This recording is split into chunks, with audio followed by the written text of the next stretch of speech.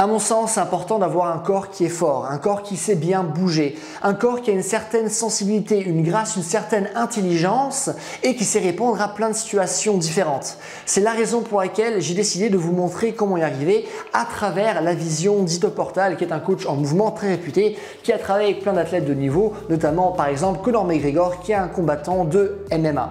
Alors juste avant de commencer par vous expliquer comment y arriver, notamment à travers les 3 différentes zones d'apprentissage et finalement laquelle est la plus importante pour avoir vraiment d'excellents résultats, apprendre rapidement et développer un corps fort. Juste une petite introduction, moi je m'appelle Clément, je suis un préparateur physique diplômé. Sur ma chaîne Mouvement Conscient, je vous explique justement comment avoir un corps qui est fort, un corps qui est souple, qui est utile, qui est coordonné, qui sait bien bouger et qui a une véritable fonction et non pas simplement un corps qui est beau mais qui ne sait rien faire pour autant. Okay. Alors la première chose que dit Ido Portal, c'est qu'il existe 3 zones différentes d'apprentissage.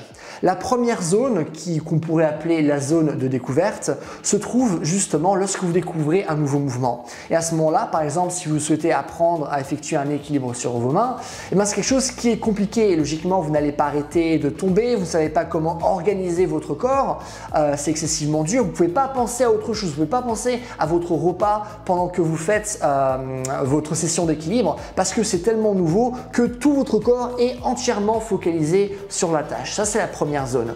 La deuxième zone, qu'on pourrait appeler une zone de perfectionnement ou de raffinement, c'est lorsque vous avez déjà une certaine base, une certaine maîtrise d'un mouvement. Donc, imaginons, vous savez déjà tenir l'équilibre sur vos mains, mais vous souhaitez davantage perfectionner ce mouvement-là. Donc là, par exemple, ça pourrait être avoir un équilibre qui est bien droit, pouvoir tenir très longtemps l'équilibre, faire des exercices d'équilibre qui sont un peu plus durs, etc. Donc on a déjà une certaine maîtrise du geste, mais on souhaite davantage progresser par rapport à nos acquis. Okay.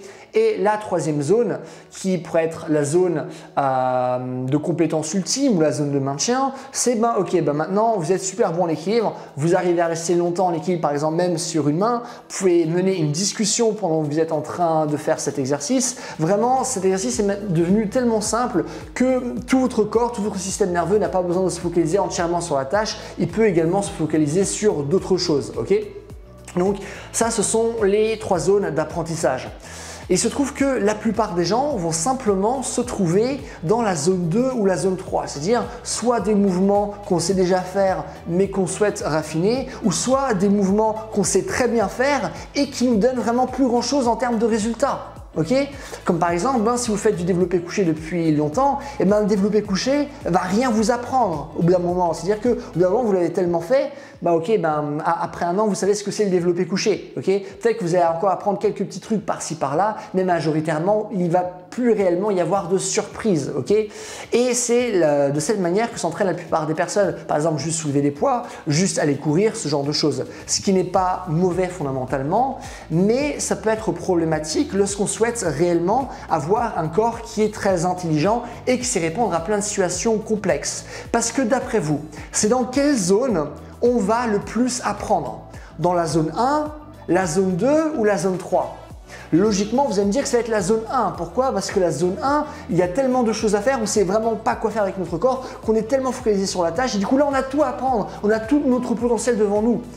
C'est bien sûr la phase qui est la plus compliquée, la plus dure. Qu'est-ce que tout le monde nous dit? Le plus dur, c'est toujours le commencement.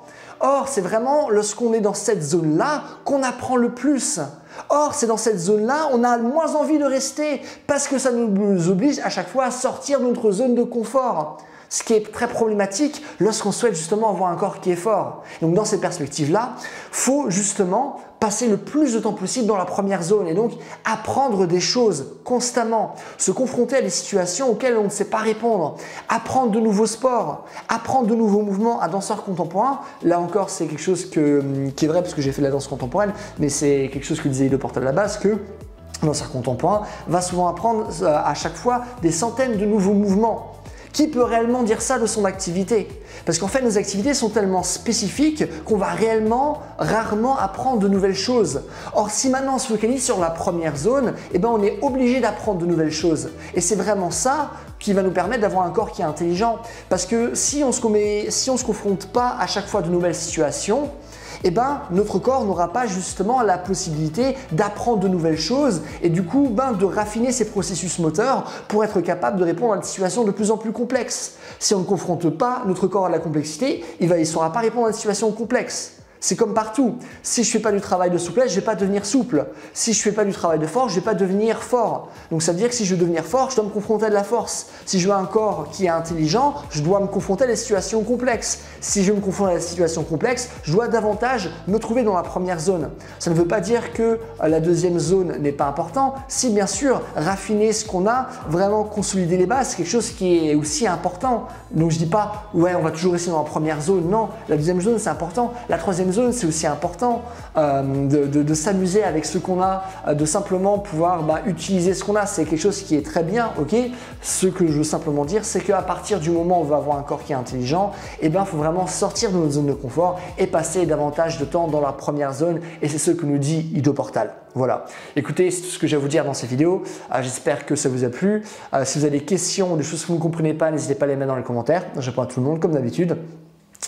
Si vous avez aimé cette vidéo, n'hésitez pas à me mettre un j'aime.